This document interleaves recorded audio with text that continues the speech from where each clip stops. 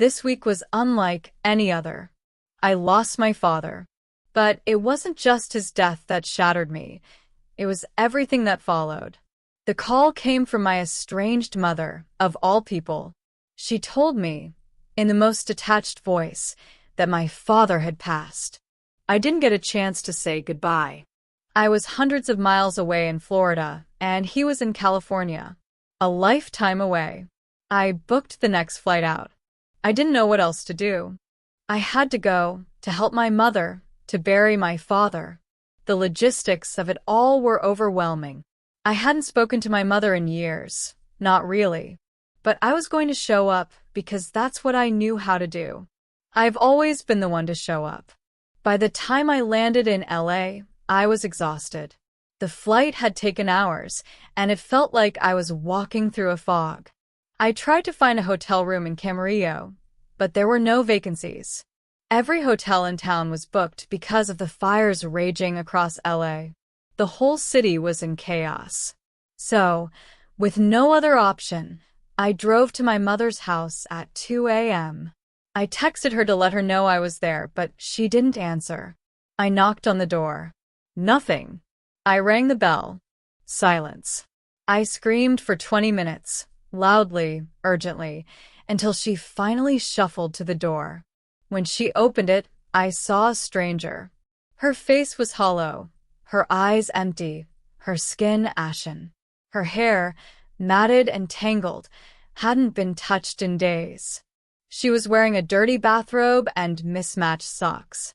No warmth, no hug, no kiss. Just a cold, blank stare.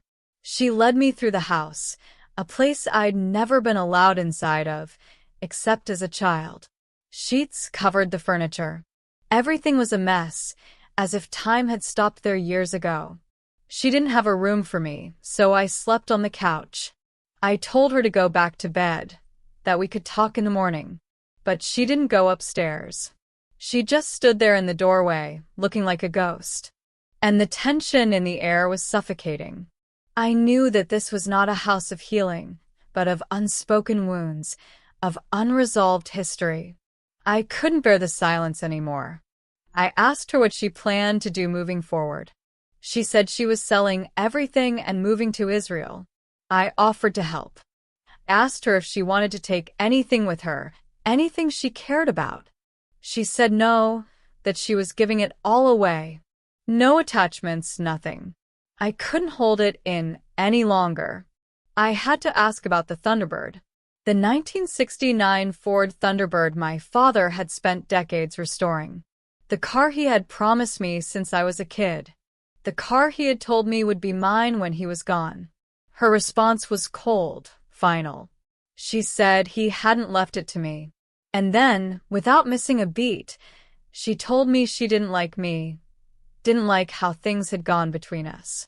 Despite everything I'd done for her, caring for her after surgery, paying her taxes, flying across the country to help her with this move, none of it mattered. Before I could process what was happening, she had the phone in her hand, calling the police. She asked them to come, to remove me, as if I was a trespasser in my own father's house. I was in shock. My heart pounded in my chest.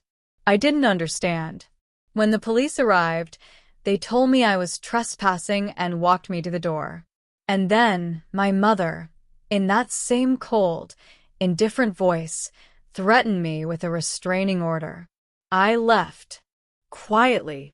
I told her as I walked out the door that she would never see my face again. I would never speak to her again. The words hit me like a cold wave. And in that moment, I meant them. I stood outside in the cold for 20 minutes, waiting for an Uber to take me to Marina del Rey. I didn't know where I was going, but I couldn't stay there, not like that. I spent $400 on the ride, but I didn't care. I needed distance. I needed peace. I ended up staying with a friend. The next day, I took a flight back to Florida, not going to the funeral. I couldn't. The weight of everything, the loss, the betrayal, the years of silence was too much. I didn't get a chance to say goodbye to my father. And I don't know if I'll ever understand why things turned out this way with my mother. But I do know this. The world I came back to isn't the same one I left. And somehow, I'm still standing.